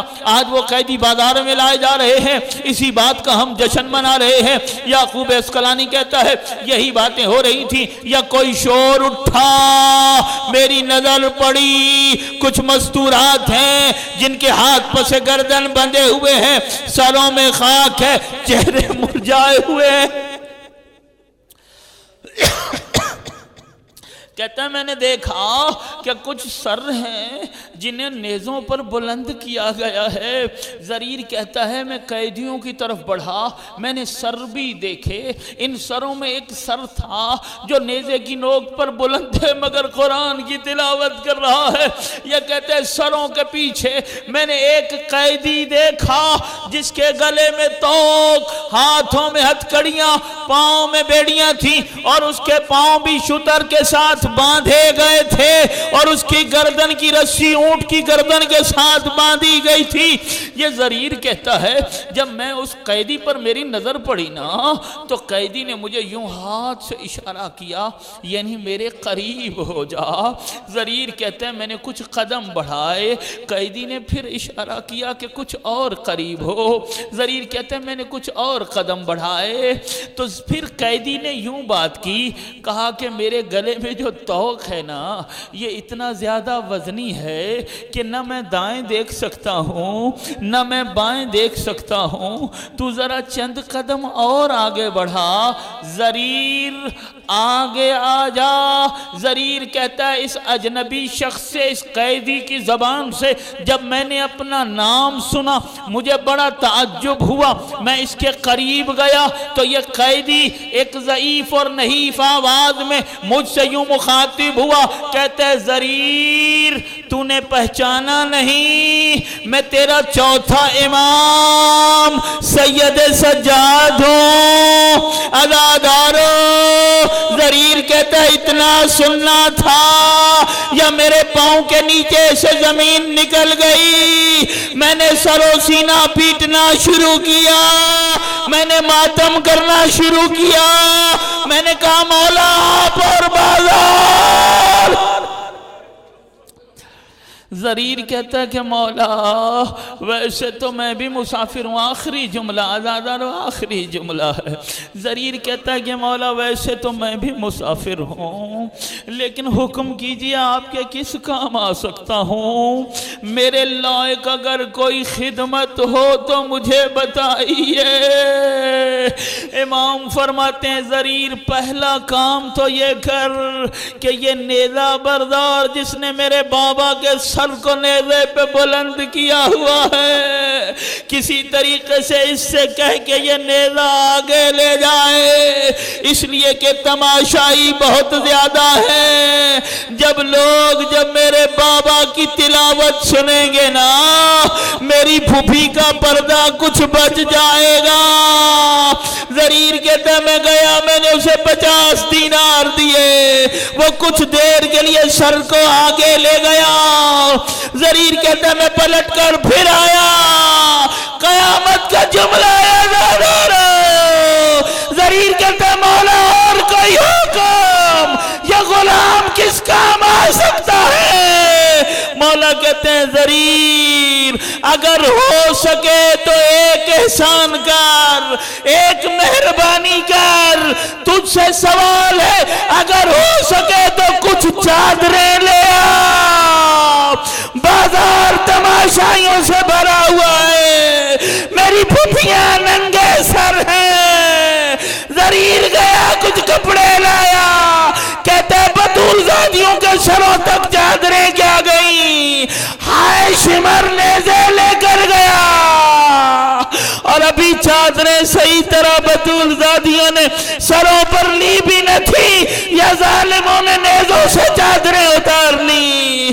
زریر کہتا مجھ سے رہا نہ گیا، میں شمر کے سامنے گیا، اس کو گھوڑے کی لگام پکڑی، میں نے کہا اے ظالم تجھے شرم نہیں آتی ہے، یہ نبی زادیاں ہیں، ان کے سارے مرد تو نے مار دیے ہیں، ہاتھ پہ سے گردن باندھ دیے ہیں، سروں سے چادریں چھین لی ہیں، بے پالان اونٹوں پر بٹھا کر بھرے بازار میں تو اولاد رسول کو لے آیا ہے، تجھے شرم نہیں آتی ہے؟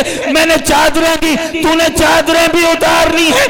یہ ظالم کہتا ہے تو بہت بڑا ہمدرد ہے آل محمد کا۔ اس کے سپاہیوں نے زریر کو پتھر مارنا شروع کیے۔ زریر کہتا ہے جب مجھے ہوش آیا نہ قافلہ تھا نہ بطول زادیاں تھی، ہائے بازار، ہائے اولاد رسول، انا لعنت اللہ القوم الظالمین وسیعلم الذین